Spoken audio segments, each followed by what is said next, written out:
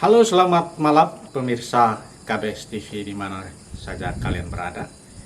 Jumpa lagi dengan kita dari komunitas Benih Sesawi dalam program Simpang Jalan. Kali ini saya tidak sendirian, tapi bersama Pak Donatus Nador. Beliau pemerhati masalah lingkungan hidup. Dan di sisi kiri saya ada tamu istimewa, Pak Pope. Bukan Pak Paus ya, tapi Pak Pope, Pak Marcel Pope. Kali ini kita akan bicarakan tema merawat bumi. Merawat bumi, kalau orang Manggarai, di Manggarai itu identik dengan merawat pong. Pong itu adalah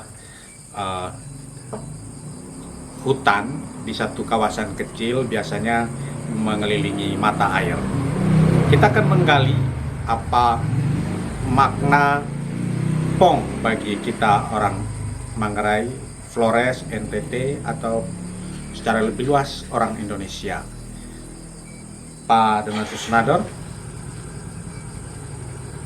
dalam menjaga bumi tentu saja pong itu mempunyai peran yang cukup signifikan, karena itu jadi bagian dari bagaimana kita mencintai alam ya. Coba Pak Donatus jelaskan secara detail bagaimana kearifan kita orang Manggarai dalam merawat bumi, merawat pong. Baik para penonton KBS TV,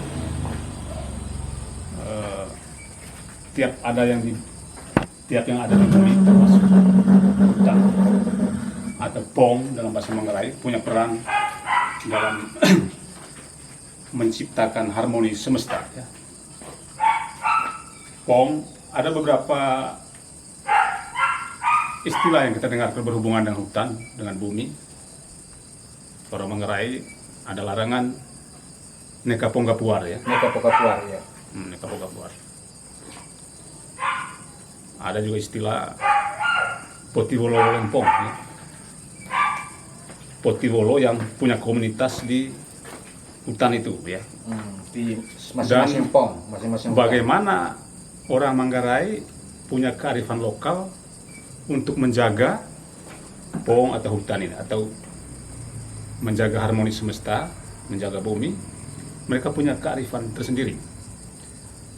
Sejauh yang saya amati ada dua ya, dengan cara menakut-nakuti agar warga tidak melakukan apa-apa terhadap pong itu, atau dengan cara yang paling halus dan memiliki pesan yang kuat untuk menjaga harmoni. Yang pertama, dengan cara mengancam. Kita tahu pong itu punya fungsi untuk sebagai hutan lindung ya, melindungi mata air yang tembak tadi itu. Bagaimana masyarakat atau orang tua tidak melarang jangan potong kayu di pong itu, tapi mereka akan bilang kalau kamu memotong sesuatu di situ kamu akan sakit. Bukannya sakit tapi bisa mati ya. Itu ancamannya. Itu ancamannya. Nah, dengan itu orang akan takut. Tetapi bisa juga dengan cara paling apa ya, halus ya. Bisa terjadi orang sakit ya, orang sakit, dan menurut orang pintar itu disebabkan sumbernya dari tempat itu, Dari pong tempat itu. yang orang bilang itu pong sengit itu.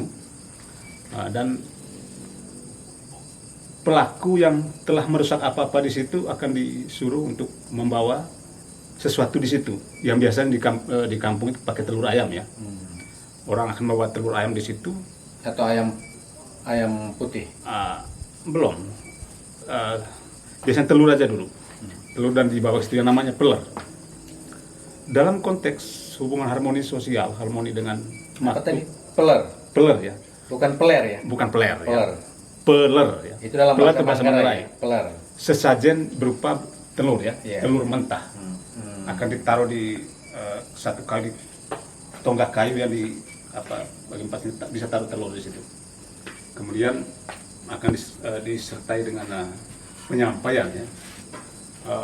Wujudnya bisa tergantung dari apa yang dia buat. Orang pintar bilang, oh kamu sudah melakukan sesuatu dan merusak tempat tinggal mereka di situ.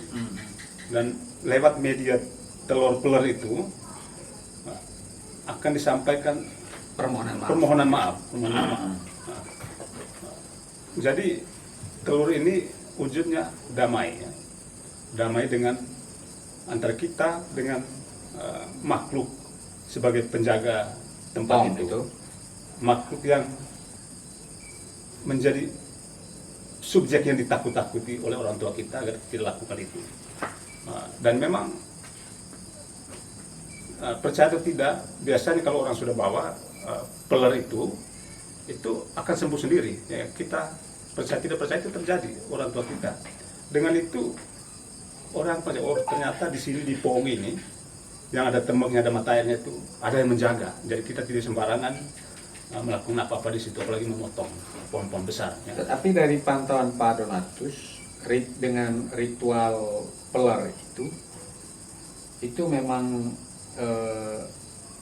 sebagai kayak semacam mendamaikan orang yang melakukan kesalahan itu dengan penghuni Pong itu, atau itu hanya sebagai suatu ancaman atau sebagai peringatan kepada pelaku yang merusak Pong atau hutan itu supaya tidak melakukan hal itu lagi. Kalau kita dengar wujud-wujud yang kita dengar orang membawa sedang menyampaikan permohonan maaf, saya pikir itu antara pelaku itu dengan korban ya, korban yang dalam arti makhluk halus tadi itu. Dan biasanya ngomong tentang hal-hal seperti ini ada semacam pertentangan antara pandangan tradisional masyarakat kita dengan pandangan gereja. Kalau gereja menilainya mungkin itu sebuah kepercayaan sia-sia ya, atau menyembah berhala ya. Saya pikir sebenarnya enggak, tidak juga, karena kita yakin bahwa segala sesuatu itu baik yang kelihatan maupun yang berwujud, yang tidak kelihatan dan yang kelihatan itu semua diciptakan oleh Tuhan ya. Dan dalam berinteraksi bukan hanya antara manusia yang berwujud dengan manusia, tapi juga antara yang halus itu yang kita tidak kelihatan. Karena itu pasti dalam keseharian kita pasti ada gesekan ya. Gesekan, ketika terjadi gesekan itu kita akan ada ya mungkin marah mereka ya, karena kita mengganggu mereka di tempat, maka media itu yang kita pakai sebagai damai kembali, harmoni kembali antara kita dengan tempat itu, kita dengan makhluk. Dan saya yakin bukan hanya di Manggarai khususnya, tapi ini juga di tempat-tempat lain. Mungkin hal yang sama juga akan dialami seperti di ND. Oke, Om Pope, sejauh yang Om Pope amati, selama tradisi kayak kalau di Manggarai itu tadi peler ada ritual, itu bagaimana kondisi hutan di kampung Om Pope di ND misalnya? Apakah hutan itu terjaga atau justru porak-poranda dibabat? Sebenarnya sih sama aja, di ND maupun di Manggarai sama tingkat api seperti itu. Yang jelas ya, kita pun sudah tahu timurnya sebuah mata air itu semua dari pohon, di hutan itu tadi. Dari hutan. Jadi ada hutan, ada air. sumber air. Ya. Malahan kalau kita lebih tahu lagi, kelihatannya itu air itu banyak orang-orang menanam pohon itu di tempat-tempat yang terbuka. Sebab ingin nanti bahwa ada semakin banyak air timbul. Tujuan utamanya itu. Tapi sampai dengan masalah ritual sampai dengan ini memang kita bicara agak jauh sedikit. Memang kalau banyak-banyak kayak gitu tinggal di pohon. Di atas pohon itu, makanya di kita dulu tuh ya biasa seperti itu. Tidak ada salah seperti yang semua tadi. Ya, nah itu dulu Om Pope. Kalau menurut pengamatan Om Pope sekarang ini, apakah ritual seperti itu masih dilakukan? Tetaplah harus berlaku. Karena memang sampai saat ini pun namanya tempat-tempat seperti itu, seperti pohon maupun di air, itu kebanyakan mereka tinggal. Makanya jangan sampai kita babat pohon itu sampai. Yang Om Pope amati, kondisi hutan kalau dibandingkan dulu dan sekarang bagaimana? Kalau sekarang kan mereka merawat manusia ini. Kebetulan kita berteman salah satu yang tambang dia suka kacau. Oh. Dia melakukan Ada orang tambang ini. orang tambah. Jadi Tapi dia babat itu pohon. babat itu pohon. Dia tidak mikirkan hanya Enggak pakai ritual peler babat habis. Tidak, dia hanya mikirkan bahwa aku terima duit dan juga untuk masyarakat lain mereka harus terima. Wah, orientasinya uang ya. Iya. Jadi relasi manusia ini sama manusia yang makhluk yang tak kelihatan itu sudah tidak dijaga lagi keharmonisannya. Dia tidak pikir lagi bahwa itu sebab akibatnya itu ke orang lain. Ini bagus nih Pak Donatus. Iya. Artinya sekarang itu orientasi uang membuat apakah yang Pak Donatus amati ritual peler itu masih dilakukan apa gimana? Iya, karena manusia sekarang menganggap diri manusia modern yang sangat rasionalitasnya. Merasa bahwa intelektual itu harus menjadi yang pertama dalam hidupnya. Karena itu dia melihat sisi-sisi lain dari kehidupan dia abaikan. Lebih-lebih lagi ketika ilmu pengetahuan dan teknologi membawa orang kepada sebuah semangat konsumerisme, kapitalis dan lain sebagainya, sehingga ya dia mengabaikan semua sisi-sisi yang sebenarnya harus dia jaga harmonisan bersamanya, harmoni semesta alamnya antara dia dan makhluk yang kelihatan, pohon dan lain sebagainya. Kan itu satu kesatuan yang membentuk alam semesta yang harmoni. Jadi dengan kata Dominasi lain, ilmu pengetahuan itu memang terjadi dan itu fakta. Ya, apalagi ketika semangat mengumpulkan uang itu sudah semakin tinggi, semuanya akan diabaikan. jadi dengan kata lain ritual peler itu oleh orang yang berilmu sekarang ini sesuatu yang sia-sia gitu. Sesuatu yang sia-sia dan tidak punya makna apa-apa. Jadi uang di atas Segala-galanya.